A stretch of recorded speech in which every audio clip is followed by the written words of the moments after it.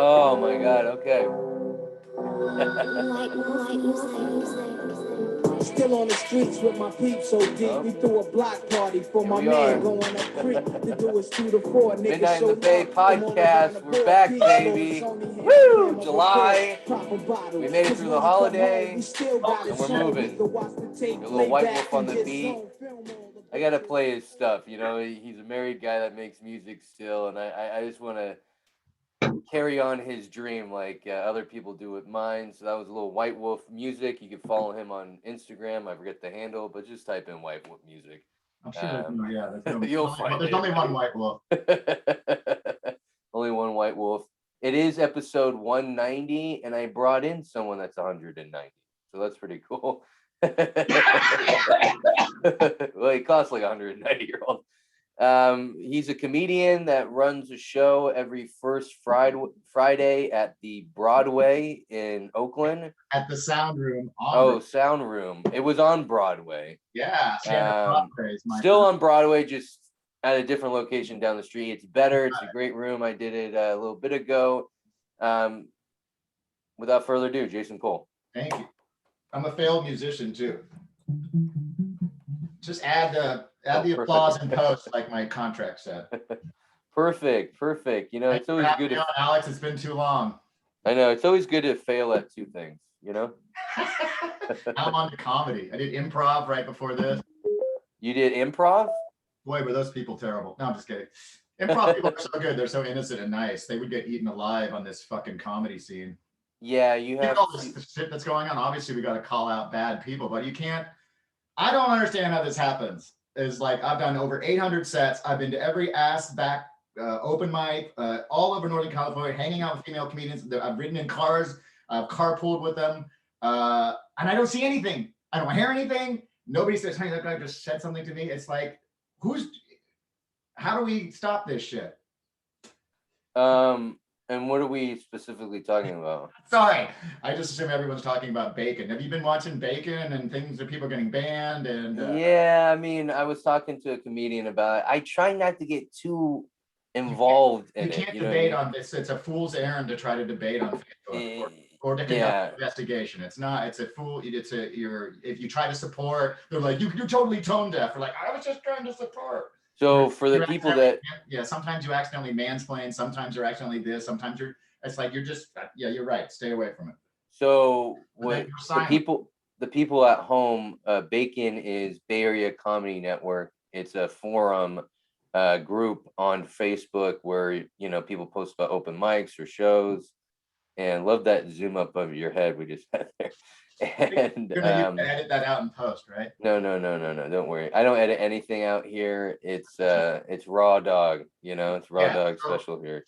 But anyways, yeah, a lot of crazy stuff. Some guy that his name has to do with the breakfast food was called out for harassing women and stalking them.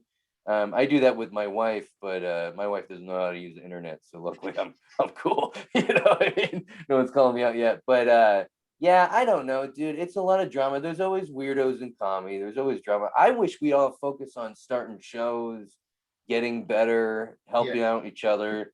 That's the whole thing, Apparently, people are having horrible times, and some of us don't know about it. And I befriended that guy, Mr. Breakfast. I'm like, oh, he's an awkward young guy. And I've been hanging out with him at clubs and just like, I'm watching his set. I thought his set was funny and awkward and original. I have no idea he was doing this. He does it at home, obviously, harassing women. But obviously, the women don't want to say anything because it's a very private issue. And I feel bad for him because, he's not that great at comedy and he's not that great at stalking women. No, he's fine. I don't know. You never know the facts. What are the facts? I mean, like obviously you're doing a fake account to try to get in touch with somebody. That's a little creepy. Yeah, I mean, just over the time, I've heard little whispers about him being weird, and he's called out women. So I try to, like I say, I try to stay away from it because it's like, what can I do? Yeah, you know what I mean? Trust what people say. If somebody says that female said he did this, I'm inclined to believe them, especially people I know. But we all know the other comedian who's a female who made up lies. So you're all supposed to believe women. but I know for a fact that I haven't whipped it out with any comedians, but I've heard as recently as 2 weeks ago that she said I did. So what can you do? Yeah, I know Let's what talk you're. about comedy. That is part of comedy, ironically, unfortunately. No, I know you were called out for something you didn't do, along with someone else that was called out for doing something they didn't do. You know what I'm talking about? I've heard from many comedians that firsthand, directly from the comedian saying, "Oh, she's touched me inappropriately, grabbed me, and I don't like it." And I've seen it's kind of the hypocrisy. Of course, men are more powerful and it's more dangerous because you can't really get killed by a crazy drunk woman at a bar. But I've been on shows with women with the hot comedians, and I watch these drunk women, and I think that's just that because they bought a ticket, they're grabbing the guy's asses, they're grabbing the guy's biceps, and they're just taking a picture. The guys are like, "Whoa!" And that happens all the time. There is a double standard, and I've heard that same thing about her grabbing other people in that area, and so it does go both ways. Yeah. And with I hate to say it though, it seems like the breakfast guy, I think he's guilty. Oh, you know what I mean? I know you're not. You're a good dude, and same with the other dude that was accused, and I know didn't do anything. Just the move. Just thinking about my move would be, hey, I'm gonna take out my dick, and I'm gonna say it's like I'm doing. I've been alive for 51 years. I know how to talk to women. I know how to. I know my game. It's just so dumb. I build up to the sexual harassment talk. But no, this is real, dude. This is real, and I'm so glad I didn't grow up with technology. If I was a teenager with cell phones, there would be thousands of pictures of my balls and my taint, and I would have said stupid shit. I would have made bad off-color jokes. I would have done all kinds of dumb things. Yeah, me too. I had the flip phone going up, and those were horrible photos, and texting was too hard. You know what I mean? But now I guess you gotta be careful and stuff. But yeah, I'm seeing they're eating their own. There was this African-American female. She's like 23 years old. I think she got the job as editor of Teen Vogue. All right. She's hit the jackpot. She's worked hard. She's young. She's African-American woman. And 8 years earlier on Twitter, when she was 13, she made some totally stereotypical Asian jokes about "help me with my homework, Asian girl." Not super racist, but just childish. And when 13, and she had to step down. Her whole career why can't she say she was profoundly sorry? Why can't she learn? Why can't she be the editor? So it's like this African-American woman gets denied. Well, it's like I guess I heard about that, and it's like I guess we all make mistakes too. This is separate from the harassment. I mean, that's I'm not talking about not called for. That's done, yeah. But like I did an open mic a couple weeks ago where I made fun of a lady for having a flat ass. I went a little too hard, and I hurt her feelings. I apologized. I offered to buy her a drink. She still left the place, flipping me off, saying "fuck you." Yeah, but I actually did that once too, and it's bad. You can't. But I'm just saying, like, and what that was kind of separate. But when you're on stage, I will listen to that clip of me bombing. Is when you're on stage, you're not editing jokes. You're just trying to get laughed. You're just trying to survive. So you'll say whatever the fuck's on your mind. It's not like that's part of your bit. I'm going to do my flat ass bit, unless. I guess why I brought it up is if someone got that recorded and people went after me for that, it was just a mistake. It was just a mistake. Yeah. And just like this lady, she shouldn't be accused for something she did young. Yeah. But you know what I mean? Learn from it and apologize. It happened to an American Idol guy. I don't know. He's a guitar player, really talented, and he's 19 years old on the show. So like a tweet from 5 years ago. I don't even understand it. It was this guy standing behind him in a Ku Klux Klan hood. It was like a Halloween thing, and he's like, "Whoa."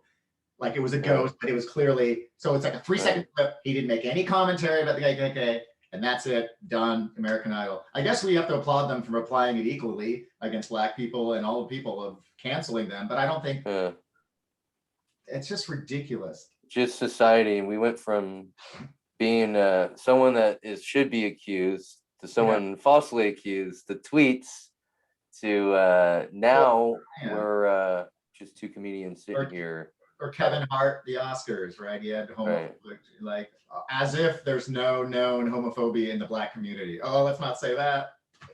Right. And to be honest, I hate to say this. If you want to be homophobic, you should be allowed to be. What?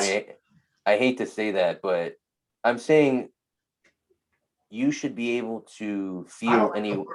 I don't like the word phobic. You can disapprove somebody's lifestyle and That's not what I mean. That's what I mean. I mean, I'm not saying it's right, but you have the freedom. And now we're getting to a point where we're cutting freedoms. I'm sounding like Republican, but it's kind of true. or And just a discussion. It's like, yeah. Well, we can't have discussions anymore. We can't have discussions I don't give a shit. What people are doing that, and then it's going to happen. There's gay stuff in nature. It's totally happens. I had I'm working on a bit. I had homosexual experimentation when I was a kid and shit. It's like it happens. I've heard tons of stories about people. No, but my point is crowds are going after people. I get that, and I think people make such a big deal out of what people say too much. It's like, who cares? Oh, that guy hates black people. Okay, who gives a fuck? Let's move on. Let's not pay attention to him. You know what I mean? Yeah, but it's just people. That whole thing with the Alameda Comedy Club and that woman immediately going to racism. Did you see that? No. It got deleted off of Bacon. It was just. She immediately went from interpreting bad service or a misunderstanding, or maybe just it could, at the worst, rude. Somebody was being rude, and clearly went straight to racism. Right, which is easy. That's an easy just thing to do, Zero investigation, and that in this business, Alex or Patrick struggled and spent all the extra money for the outdoor seating, obviously, and in businesses in California with all the regulations, and he's like. And one bad Yelp review like this, it's just. So what do we do? What's the solution? And start a comedy compound. Where you can say whatever and no one's going to be upset at you.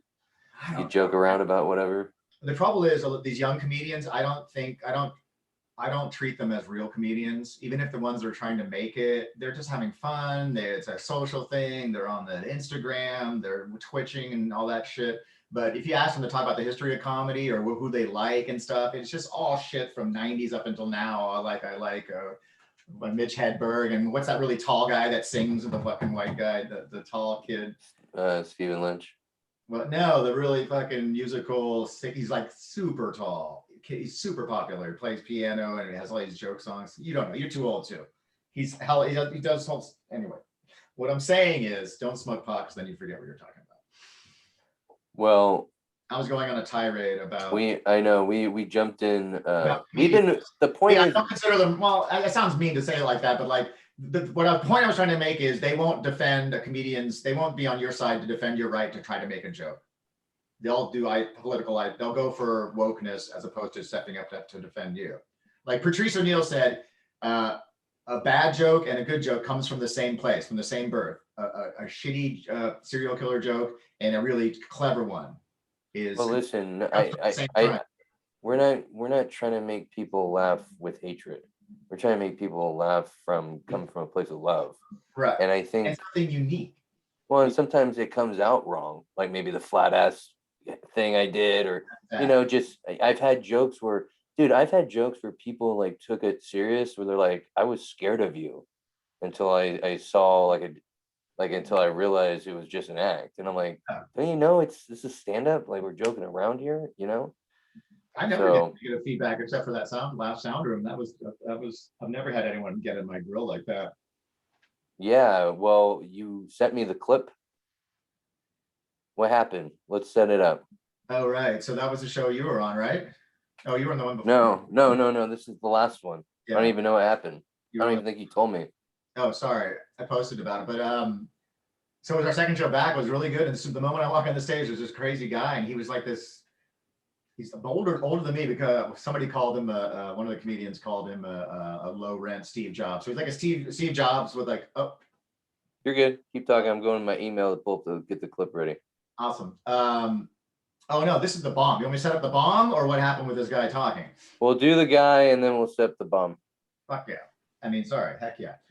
So it was this guy, as soon as I get up to start the show, and he gets up because he left his car in his cell phone in the Uber. So as soon as I start talking, he's like, oh my God. And then the staff made an announcement. Did anyone just cut here by Uber losing their cell phone? So, my first joke is ruined.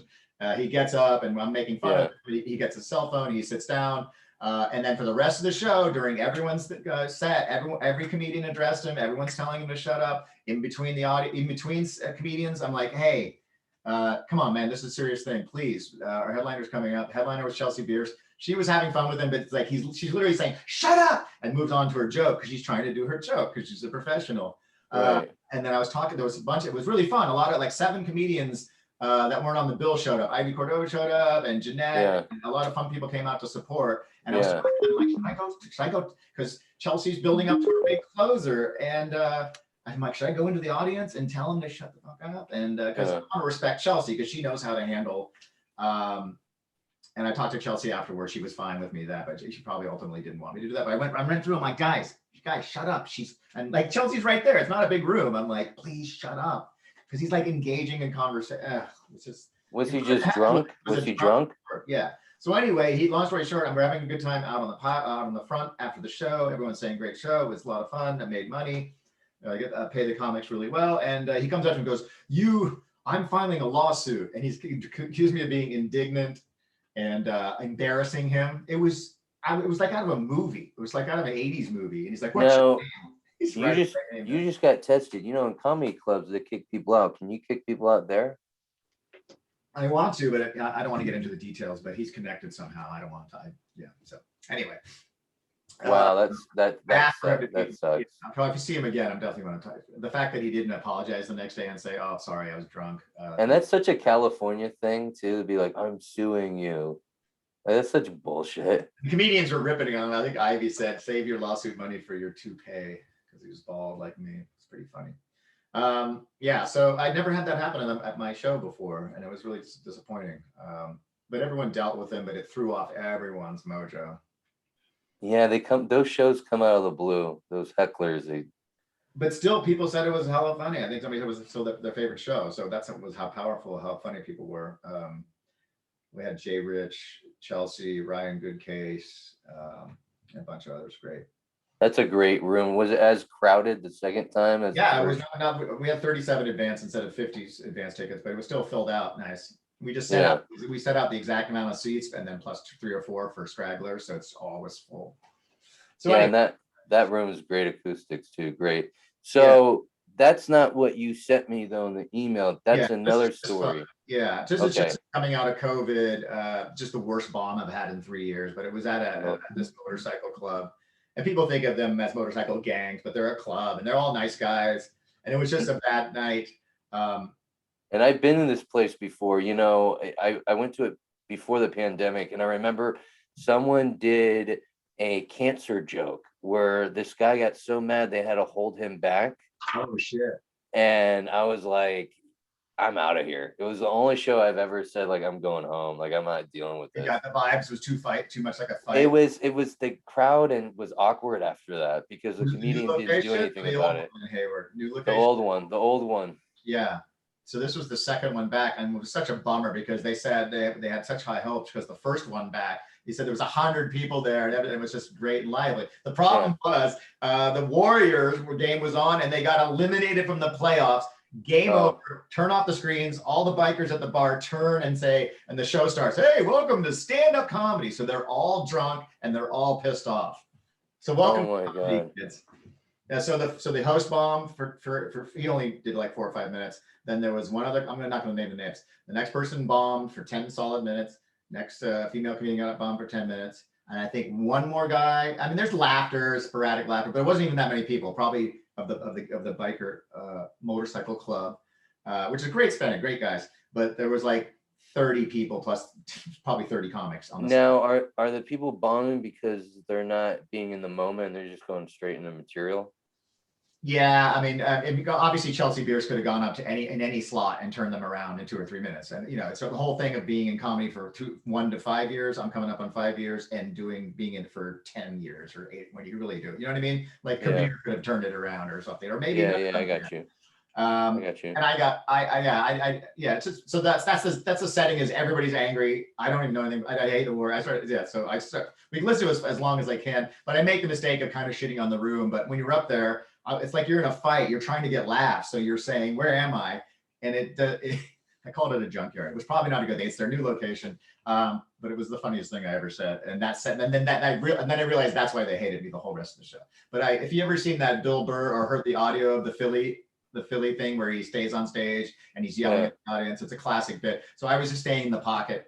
The fact that when the first time I bombed 3 years ago, I was on the stage and I was feeling so bad. But after you bomb that hard, when you're just like so crushed, then next time you bomb, every time you bomb after that, it's more hilarious. I was having fun. I'm like, I'm gonna do my 10 minutes, and they started yelling at me, and I got angry, and it was fun.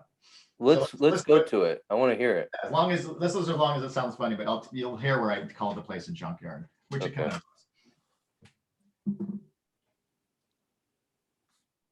Do. Hear it? So our next performer, Can you hear it? needs no introduction. So please Sounding better. The only joke I got is this girl.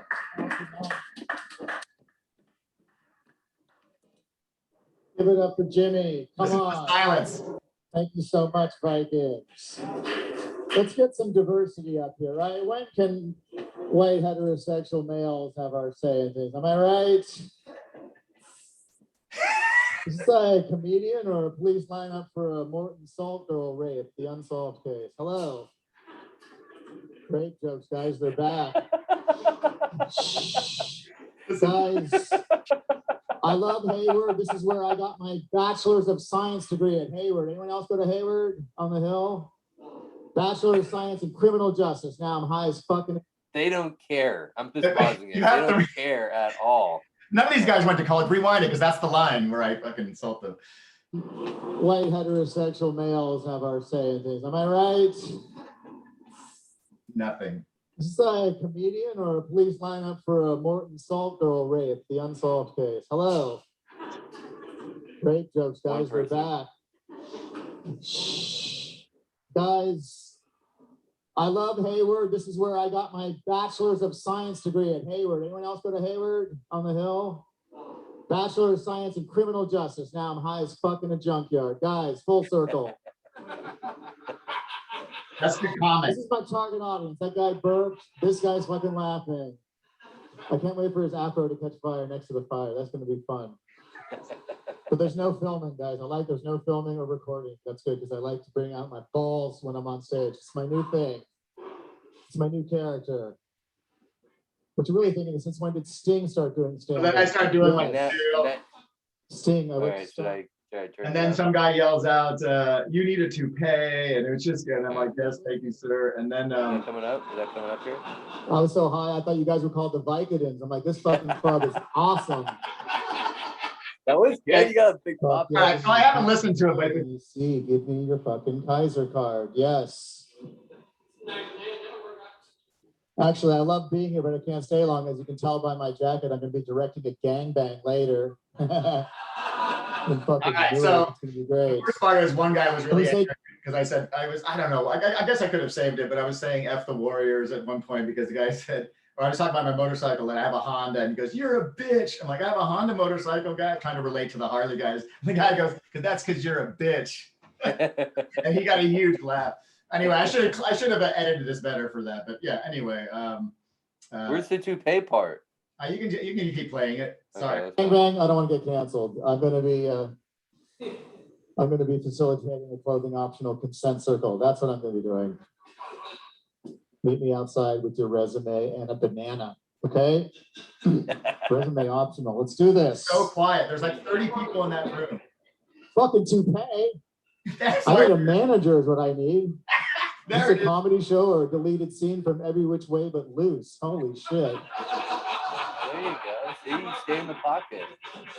See, you stay You in know the that pocket. movie? You know what I mean? I think one of the beginner comic things that we do is we either get mad, defensive, and we just like unravel. Yeah. But it's better just to go with it. You know what I I mean? played you the old bomb. My third line in is "Everyone here hates me." I said that on the mic. I'm like, everyone. And it was Yeah. like a good bomb is when you're very noticeable of how loud the refrigerators are behind the bar that have the extra beers in it. It's like Yeah. bombing at a mic at a bar. You can just hear those things. You can hear the beers opening. You know, that's that's just the one interesting thing about comedy that people don't see, and that's why I like to play this for people. You don't see this kind of stuff on Netflix, but comedians, even at the highest level, deal with shit like this, and you just have to deal with it. You have to do the bad shows and the good shows. You appreciate the good shows more. Like, what, you got Tommy T's coming up Wednesday, right? Oh yeah, good plugging. It's on Thursday. Thursday. What time? With Kabir. I think it's 7:30. Oh, okay. Yeah.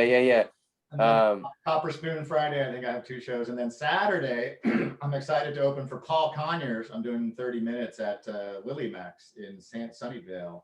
Jesus, dude. I didn't know you were gonna plug all your shows. You're making me look geez, bad. It's I have no shows this week. You're Oh, making me look.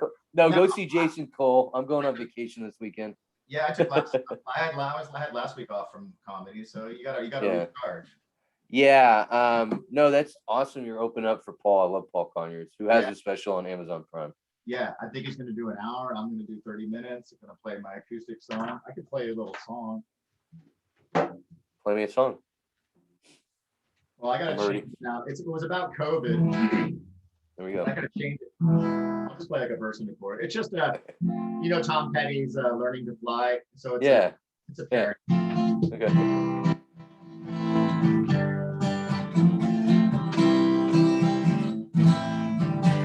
Well, it started out. Excuse me. It started out in Wuhan, China. Yes, somebody ate a bat's vagina, and the US of A, not to be outdone.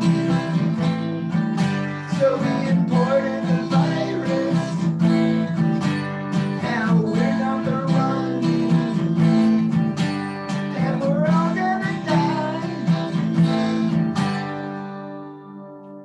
Now I'm working on a new version called the Delta variant. We're all gonna die. Oh, I like that. That's the one in UK right now. Yeah, I know. And the news always changes too, but Think about COVID, if COVID-20 comes back, people are like, I don't want to wear a mask again. No one's gonna behave, or many people aren't gonna behave. I'm not getting another vaccine or anything like It's gonna be that. chaos. That's when the streets that's when the real rioting will start. Love the music. Love the music. Thank you. How do you feel about talking about COVID? Because I have some vaccine material. I'm kind of feel like I should just put it to the side. I don't know. Oh God, there's nothing worse than seeing a comedian dusting off their COVID stuff at an open mic. I saw a guy do it literally 2 weeks ago doing scarce toilet paper jokes. He's like, Oh my you're talking up on toilet paper. I'm like, what is this guy? Have you guys been keeping up on current events? And he kept going. He's like, toilet paper, everyone mask, who's wearing them? And I'm like, no one was wearing masks anymore. What's the deal? Dude, that's what separates a good comic from a bad comic is the writing, the updating, Yeah. that's not taking risks. You're doing that old material because you're comfortable. So, but your song's cool because you're gonna be at a show and stuff. Open mic, you shouldn't be doing any material that that works at open mic. Exactly. You should expect the bomb. And don't do crowd work unless you need to address somebody. I've seen people just start doing unless they're practicing their crowd work. But it's like I've seen people like, don't you have shows to like bits to work on? You know what's the worst at open mic? So what do you guys want to talk about? Get them off now. Or that one a little too dark for you? And you're like, no, it's just a poorly written dark joke. But it's like, so work on it, fix it. I've never seen a comedian do that at a real show. He's like, oh, dark stuff. No dark stuff. Okay, guys. And then the next comedian got up with absolutely dark material and destroyed. It's like, oh, and that comedian was probably outside afterwards smoking pot and not seeing the next comedian actually properly do dark material, Right. I know it's tricky how you say it, how well written it is, and then the crowd too. Because some crowds don't care if it's poorly, they'll still laugh. But some are like, I want to not see it coming. I need the professional stuff. So you got to be ready for both, Yeah, all the word choices are very, very important. Some words are funny, find the best funny. Seinfeld goes into this stuff all the time. Find the funniest words. I also hate though at mics when afterwards someone doesn't say if you do good or bad. They go, it's really hard going up there, which usually means you didn't do good. Yeah. I saw someone bomb really bad at Tommy T's, and afterwards, like if people got up to use the bathroom and like run away, and I went in the bathroom. These two guys were in there, and I overheard them talking, saying, "Yeah, that guy did really poorly." And then the other guy's like, "Well, it's really hard to go up there." So people do kind of still give you credit if you bomb, but that's true. it's not fun. It's not fun. Do you have any good? I'm sure you have plenty of good bombing stories, huh? Well, yeah, I've yelled at people, which I learned not to do anymore. But because when you're newer, that's when it happened. You're a lot more vulnerable. You don't care. You don't play off of people. You learn that. You know what I mean? And you don't want to stop the show or yell at someone because that ruins the show for everyone else. But with me, I got to go through stuff to learn. I'm hard-headed like that. And so, yeah, I mean, I've talked about on here before. A lady has stopped my set because she didn't like one word in the joke. She didn't even hear the joke. She just heard one word, and coming from a white guy, she was like, "No, you can't say that." And it's not the N word. I'm talking about ice. You know what I mean? I did an ice joke. How I went to a Hispanic, my wife's Hispanic families get together. They have never met me. They asked me to bring something, so I told them I was bringing ice. When I showed up, no one was there. That's a great joke, dude. And I got this lady stopped my show. She's like, "My friend's illegal," and I blew up. I blew up. I said, "My wife's Latina. Why are you ruining the show and stuff?" But if I had to do it now, I would have been like, "Why are you outing your friend?" You know what I mean? Yeah, like, you could have taken a nice little funny direction. Yeah. So, anyways, no, that was one of many. I would say though, the most current one though. Well, actually, dude, my show on Saturday, on this past Saturday, I did Bandwagon Bar. It's in Fairfield, and I heard it's not that bad of a show. This lady named Lola, she runs like an open mic there on Saturdays. They do like a contest, and then she has a show, right? Cool. And she's liked my material, so she's booked me for shows. She's let me headline before, which is cool. I like the opportunity, but sometimes they're not great shows because the crowd's really rowdy or there's a band after. That's the worst, when there's a band after. This show, there's a band after. I got there a little late, but apparently in the beginning show, no one's really there for the show. And then people show up for the band, so they don't give a fuck that you're on stage. And I'm opening up for the headliner, right? Charlie Spink. And people are talking and stuff. And I had to, in the beginning, go like, can you guys, like, we gotta keep talking? Like, but there's people listening, but there's just any little talking just throws off the room. You gotta take over that shit. It's so hard. What I did. What I did was I started messing with the drums in the back, and I started doing more act outs and in the moment stuff. Because I've seen comedians where they just go over their material and they're just standing up there and the whole room is talking and they're not even addressing it, and they're just going in their material. I'm like, you have to address it. You have to do something. You have to get them to be quiet. Then go in the material. You get them on your side immediately and make fun of the awkwardness. Well, that's what I do. I get them on my side. I tell the joke, and as they start talking again, I go into another in the moment thing and kind of get them back, because I need silence during my jokes. You know what I mean? And I did like a story at the end, and this one lady up front, she's like, and she said earlier she was waiting for the band, a punk band, and she's like an older lady, like maybe late 50s. And she's got like a disgusted look on her face because I'm doing a shit story, right, about shit in a parking lot. It's relatable. And after the show, right, I get off. Charlie can't even do his full set because more and more people are talking. They're waiting for the band, right? So he gets off early. He's like, "You ready for the fucking band?" Whatever. And so we're outside, and the band sets up and everything. And I go in like 20 minutes later, and the band's playing. I open the door, and it's just like crazy sound, not good. It's just like, and the guy's yelling, "Oh, I want to eat your pussy, you bloody jap." It's crazy. Like, my ears are hurting. It's not good hurt, right? And I'm thinking, like, this lady was making a gross face for my shit in the parking lot story, yet she's jumping up and down for this disgusting music. You know what I mean? What's the word? Hypocrisy. Hypocrisy. Mm-hmm. So, anyways, that was my experience Saturday, and it didn't go great. I mean, I made some people laugh, but I mean, a lot of people were talking, and I couldn't get him to shut up. That's So. hard. Some of those shows can be so bad, but that's how you learn how to work a crowd and get that tough armor where you don't take it personal. Well, dude, and I've done I didn't take it personal, and I had good moments. As long as I have a couple good moments, I'm happy with it. You know what I mean? And the best part sometimes about doing shows is talking to the comedians after. Yeah. Like I got to talk to Charlie because he's a family guy, and I got to talk to him about problems that only family guy comedians deal with. You know what I mean? That you can't talk to a 22-year-old because I don't understand. They're like, "Oh, we're gonna go get fade and try to get laid and stuff." I'm not in comedy for that. Yeah. I'm in it for the art. I'm not in it trying to get laid. Some people are. Yeah. They're like, oh, like some people, they pick their outfit before they choose what they're gonna say. You know what I mean? Like they want to be the most fashionable looking. They don't. It doesn't matter what the fuck you're wearing. You got to be funny. You pick your best hoodie and you do it. I want to go back to that ice joke. Do you do that ice joke anymore? Because I got a different angle to approach it. Oh no, I would love to do it again. I kind of stopped after that lady blew up on me. I would just say lean into it or try a different version where it's wherever the ice shows up. So you could say she asked. I don't know if you said, did she ask you to bring ice or what? They asked me to bring something, so I told them I was bringing ice. So you could change. You could put it on them. So she asked me just to bring some ice.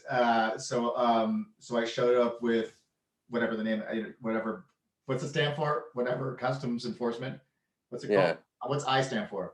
Immigrant customs enforcement. Yeah, so I showed up with immigrant customs enforcement, and all of a sudden I'm a jerk, or something like that, where you show up with actual ice, which makes it more ridiculous. Like right. Make it more ridiculous. Make it more that she asked for ice to show up, and then just talk about you. So it's very and set it up as it needs to be clarity. Like people need to be clear in how they speak. Here's an example. Yeah. No, I like that. I like being ridiculous up there and take, like, I have that joke about getting married at Home Depot. Yes. People know I'm not serious, and I still get some people will be like, "Oh my god!" Like, you're trying to get the groans. I think you're trying to get the groans, but eventually you want them to laugh at the second part, at the Walmart part. Yeah. So you can have jokes like that, and then get them when it's something maybe about you. Yeah. You make fun of someone else, and then you go back on you, and it might be better. A lot of people, audience members especially, don't think just because you're married to a Latino or married to an Asian or married to a Black woman or vice versa, you're allowed to do that stuff. Some people don't think you're allowed to talk about your experience, but I think it's bullshit. Well, and listen, we're not in this for other people. I mean, to be a successful comedian, how many fans do you need? You don't need the whole world. Yeah, you don't need the whole room. Like, how weird would it be if everyone laughed at everything you said? That means you're doing the most safe bullshit. That means you're probably, Unless you're really just absolutely brilliant, make everything you type. But that's more of joke craft, like a Ryan Good case. Like, it's such great joke craft. Doesn't matter who you are. Well, I've seen him bomb. Oh yeah, speaking of loud rooms, he's getting better at dealing with loud crowds. But that's probably a big nightmare for him. I grew up, playing music, so rowdy bars and being thrown out of rowdy bars for making poor life choices. So that's normal for me. A lot of these comedy clubs I've already played before as a musician, Neck of the Woods and Milk. How the hell do you get a hold of Phil Woods? I gotta get a pigeon and a note. You know what I mean? He used to be responsive. I know he's got a lot going on. I booked him on my show and he would be responsive, but I even went out there, but I got to be more assertive to getting on there. I need to go out there. Someone told me, because he's not really on Facebook, and I'm seeing people get booked on these dope shows. Yeah. And he's a cool guy. He's come up to me. Now, I bombed in on his show. That was the last time he booked me, but that was a couple years ago. I'm better than I was then. I didn't even really have jokes then, but He was cool. I don't know if he's cool about the bomb, but before he's told me keep going. You're gonna want to stop people, but you have it, and those are the people that motivate you. Yeah. Well, I guess we got to get back into the punch thing now. I wonder how often the Sunday punch is going to be pre-booked now. Which I think is a better way to go. So you're not out there worried, am I going on, am I not? So you'll have a perfectly polished set. You're less nervous, right? Oh, it's pre-booked because before it was like a guy walking around with his finger on his lip, like, who will I choose to go up? And you're like, pick me. Yeah, it's like a fucking Sadie Hawkins dance. It's just so embarrassing. Yeah, and it's weird. And then people told me you had to go up to him and introduce yourself, and that's fine. I mean, that's part, but how organized is he? I mean, he takes notes. Is he really tracking everybody's progress? I mean, I know that Yeah. just like comedy producers, I'm sure he's getting feedback. But that's another thing too, is the rumor mill.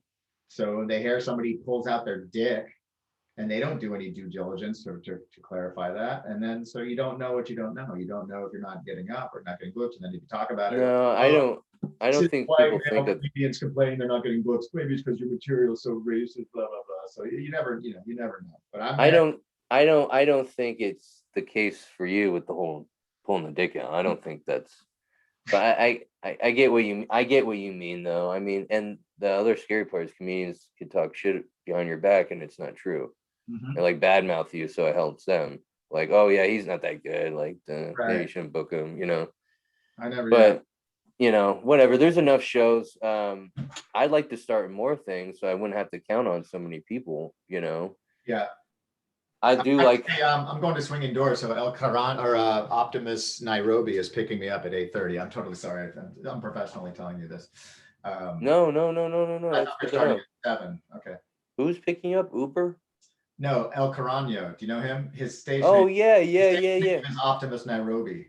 Yeah. He disappeared for a little bit. What do you go work with James Bond in Jamaica? I know he's such a great looking villain. He should be wearing a suit. He'd be so cool looking. Not that all. Well, and he's mysterious too. Not that all black people are criminals. I said villain, not criminal. It's so funny. He's got a beautiful, amazing African name, El Carano, and he wants a stage name of Optimus Nairobi, which flows off the tongue like a. Yeah, I like the first choice better. El Carano. But yeah, he's a cool. So you like Swinging Door? Yeah, I always do well there, and I work out my bits. And Iman's good to me there. Do you have a part time there? Sometimes the crowd is a little noisy, but I think I think I need a carpool. It's just a lot of money to go for 5 minutes. Going over the bridge and driving out there from Concord. Yeah, I'm getting to the point. I'm getting to the point where I want to make more money with my day job, so I maybe can waste money and do that. Right. Because I do think every little mic you do is important. I'm hoping I get on the Alameda mic for Thursday, because then I can do Alameda, 3411 Lounge, and then Castro Valley. That's 3 fucking mics Thursday. Yeah, I got to do that. Get back to that Castro Valley one. Excuse me for a second. I'm going to check. No, it's all good. Sometimes I gotta look at porn in the middle of conversations. Oh, cool. All right. No, I just looked at El Karani as late. Not that all black people are late. This black guy's running late. This black guy just happened to be late. It's all right. 9:10. Perfect. That's a lot late. He said 8:30. Well, are you already signed up? Yeah, I got on the list. It starts at 8:45. So yeah, he's number 14. So we should be fine. But it's funny. Yeah. And I made a joke. It was so funny to a female black comedian, because she's young and and it was in the green room, and she said, she was mentioning a show and to me, and she said, you probably don't watch it because because there's black people on the show. And I'm like, I watch black shows. I watch Cops. And she went, and like, it's busting balls. And so that's racist on her. She immediately thinks there's black policemen. Why isn't she naturally assume that? I was like, but then because I have a whole joke about I'm working about Cops is I watch Cops every Saturday from an hour of Cops, 2 30-minute for like 15 years, pre-partying before going out. And I would say a vast majority of those idiots being arrested are white trash people in Florida. Right. No shirt, they're on ATVs, they got neck tattoos, they're uneducated, they're drunk. They're fighting each other, domestic abuse. I would say it's a mix between Hispanics, whites, and blacks. Exactly. It's a nice, fair mix. Yeah. There was tons of ridiculous, poorly behaving, uneducated white people. So this whole thing about racism, it's just so dumb when people say, oh, black people are this, lazy, Mexicans are lazy, stuff or stupid and commit crimes. And all you have to do is go on Cops, and it's these idiot white people beating, doing all the crime, breaking and entering, and just being stupid and really horrible criminals. They're like covered in blood. They're like, what's up? They're like, covered in blood. So anyway, that's my take on race. Anyway, but I made a joke. It was a green room, and she looked at me like I'm like, don't cancel me. It's a solid burn when she's trying to burn me, right? That's happened to me numerous times where I'm treating her like a comedian. I'm treating her as an equal. It's not like I'm going to drop the N-word and go, cool, now we can be racist in the green room. We're busting balls. I'm treating her like equal. I'm not saying. I know. I think I joked around one time in front of a female comic. I said women aren't funny, just joking around. She's like, what? I mean, come on. Come on. You know what I mean? Gotta be careful because some, yeah, when they just go through. I'm all about the joking around. I mean, we're essentially doing this for fun still. I mean, why can't we just have fun? I mean, I don't know. I feel like maybe there's just people that are more focused on the news and less on jokes and being funny. Yeah. So And look like Ivy Cordova, she's probably more offensive than I am in shop talk or just fucking around. And she knows how to handle herself. Yeah, and she knows we're just fucking around, and she knows what the line is if you're making jokes. But she's all about. Well, and she doesn't give a fuck either. You know what I mean? There's Jokes. something too about age too. Like I don't care if a 22-year-old's mad at me. If you're mad at me for a joke, you probably weren't gonna like me to begin with. Yeah. And like I said, I'm getting to that point. I guess I don't know if you feel the same way, but the more you do comedy and the more years, I feel like the more you less give a fuck. Yeah. Because the more you care is you're probably gonna bomb. Oh, The more you care. COVID, I came out much more relaxed. Thank you, Lexapro, but I, get back into therapy and stuff. I'm like, you know what? I don't really care about the Sunday punch cattle call. If I get picked, I'm just focusing on. So what's the deal with that now? You said they already picked the people. Yeah, I don't know. I honestly don't know if Ron is still doing it. But I think he's in Vegas, but he travels a lot. So I really don't know. I don't want to post to ask about it. I was going to message Chelsea to see if she knew, or do it on. I was going to go on Sunday, but I forgot I don't have last night to check it out to support. But I don't have a catalytic converter because it got stolen at my soccer game. Oh my God. That's a big thing. I'm in the auto business and that's a big thing. Just like airbags used to be. Oh my God. They stole it while you're playing soccer. Yeah, in a very crowded parking lot at the Crazy. Alameda. It's daylight too. It was 8 o'clock. It was still light outside. How'd you know it was stolen? So some guy was sleeping in his truck. I don't know if he got here there early to go before a soccer game. And as I was coming out, he goes, "Oh, this your car?" Yeah, I totally just missed them. I was sleeping in my truck and I heard some grinding noise. They just cut the whole fucking thing off. They're using a grinder under my car. No one said anything. Oh my God. And where's this, Oakland? No, it's Alameda, Palladium, out there by on the way to Faction Brewery. Have you ever been to Faction out there on the water? No, I know they used to have a show there, right? Oh yeah. You should go there. Take the family, the kid, and it's outdoor patio, and they have tons of beer and food trucks there, and you get full view of San Francisco. It's a cool. So go there so I can get my Cadillac converter. Yeah, well, your parking lots, your parking lot. But my neighbors got stolen too. This elderly lady lives by herself. Her garage door was broken because she drove into it accidentally. So she kept her Prius. Prius are the top line. Right, that's the top thing there's taken. Yeah. And I would have heard it if it was summertime because I have my window open, but my window was closed. And I just sort of 6 a.m. I look out and there's 3 guys under her car. I live on a dead end street in a pretty nice neighborhood. It's dead end. You have to really go look for it in these houses. And I'm like, I have a handgun. I'm not going to go out there and get killed for my neighbor's catalytic converter. So I just called the police. You know what I mean? But I would have. It was probably too late by then. Yeah, they were just getting into the car. They had 3 people too, and a lot of the crimes I've heard about in this 300% increase of crime in my area is a lot of them are armed doing this stuff. So I don't want anything to do with it. Holy shit, 300% increase in auto thefts, violent crime, murders in San Leandro, Oakland because of COVID. And wow. The decriminalization of all that crime, Oh yeah, defund the police. No, this is like San Francisco district attorney lowered or raised so a misdemeanor up to $900 of theft. Oh wow, yeah, it used to be 500, right, before it becomes a felony. It's up to like 999 now or something. There's because of people with thieves in Walgreens like adding all the shit up. So they're walking out with calculators. If these guys could apply themselves in real life, they're so industrious. Go get a real job.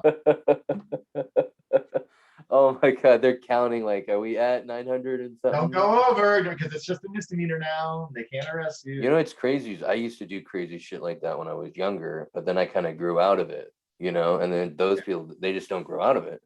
Yeah, I mean, I used to do a lot of vandalism. I'm not proud of it. I just love breaking glass, and not in buildings, but like back behind warehouses, breaking old fluorescent tubing. And oh yeah, you can hit your buddies with that. Yeah, lightsaber battles and shit. Yeah.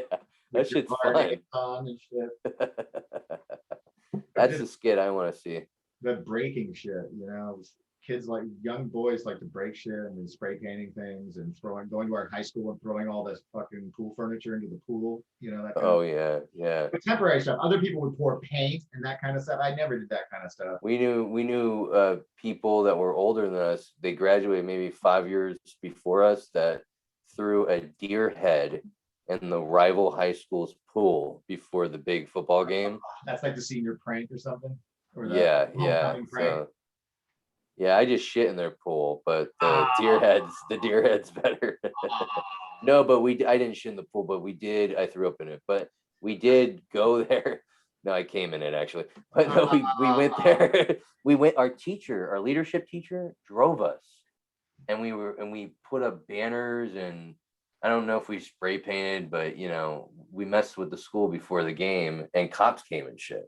So I mean, he was a pretty cool teacher to let us go do that, break the law. Thanks, he's teaching us to break the law. Prior to cell phones, we would do the stupidest shit. We would have fake blood and we'd be on the side of the road, like in Lafayette, and people would be driving by. And one guy would be lying down and we'd be doing chest compressions. They'd pull up and they go, "What's going on?" And you'd say, "Go get help." And they would speed off. And then we'd go hide in the bushes. We do things where we're like dark country back roads. We used to live in Lafayette and we'd be pulling a guy by his underarms and his heels down a road that doesn't have any sidewalks. It's like an old road. People driving by slowly and they haul away. You're dragging. Oh my God, that is hilarious. See, that's the hidden camera show I want to see. We should do that People just now. look with their cell phone and start filming you or That's true. Or shoot you or get out and kill you. Did you ever we're gonna wrap up here, right? Oh no, we got time. Yeah, we do fights with the blood in our mouth and people driving by and you go and you spit out the blood. People are like, "Stop it, stop fighting." That's cool. And you guys did that for fun, like without saying like, let's get this on Instagram or something.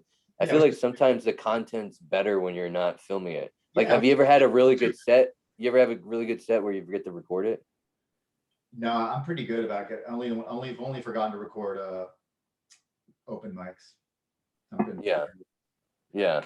I gotta listen to my old stuff. But yeah, I'm just saying my point is like that organic stuff where you're not you're not recording this. You're doing it for the love of being stupid. Yeah.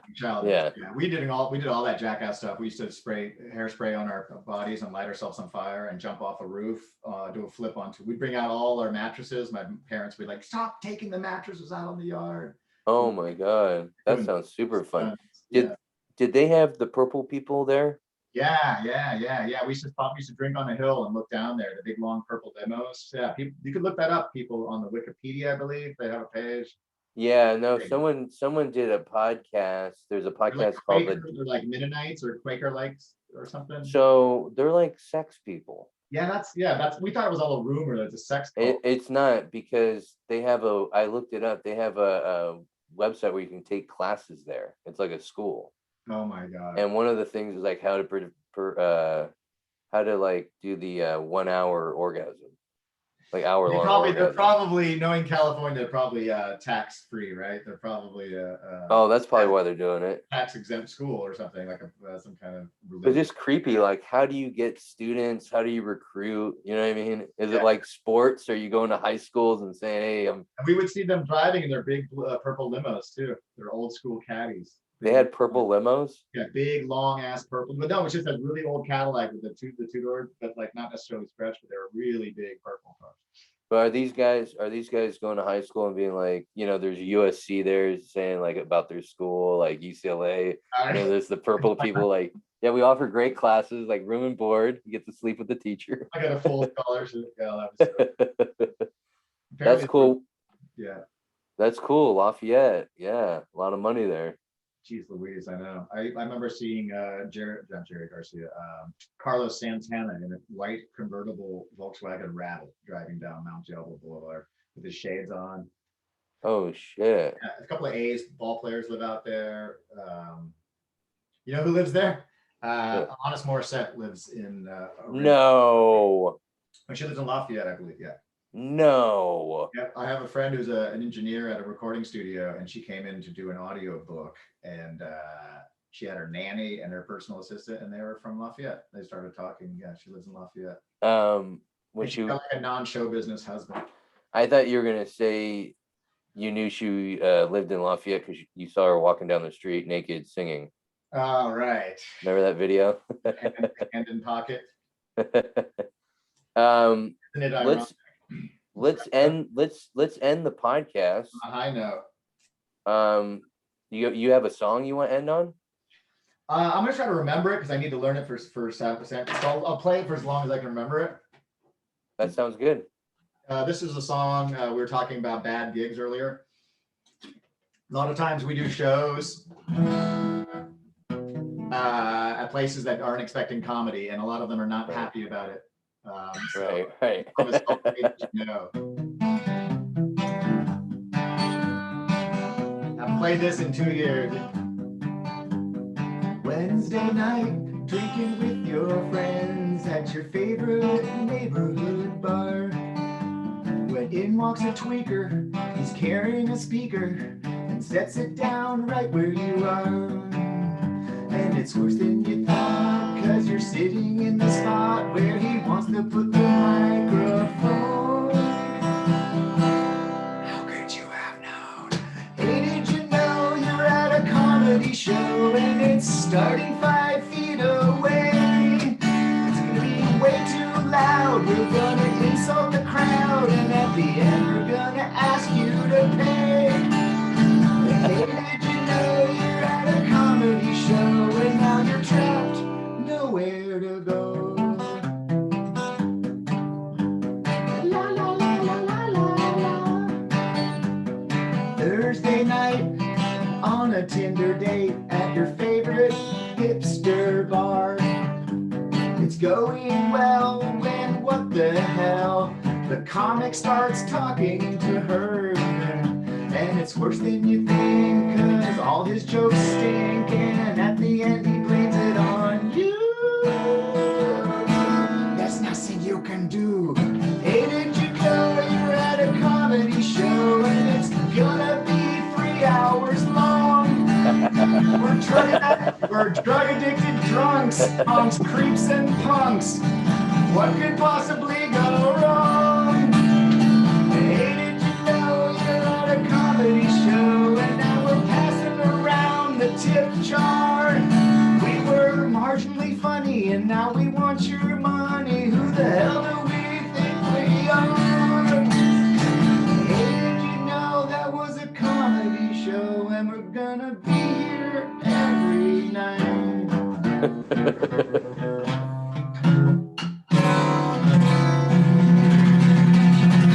See me at Tommy T's opening up for Kabir Singh Thursday. Give it up for Jason Cole. I appreciate you, buddy, coming on the podcast. Thanks for having me. That was a good talk. I hope to see you Thursday at the mic. The mic? You mean the Tommy T's? Oh, what's the mic? Oh, you got the show. You got the show. You just said it. He's not paying attention. Did you get on the mic? I don't know yet. I gotta look. You should put that you're bringing a table of 5 and then say, I don't know, I didn't show No, up. that's the trick. I always say I may be bringing one person. He always puts me on. Do you ever bring anybody? No. Come on. Don't think you're gonna catch on to that? All right, dude. Have fun. I want to play that club anyway because they're racist because there was a misunderstanding. Right. Hey, that's all racism. It's all a misunderstanding. Guys, what about red privilege? All right. I have rosacea. Yeah. Rosacea joke. Guys, thanks for having me. Yep. Later, dude. Take care.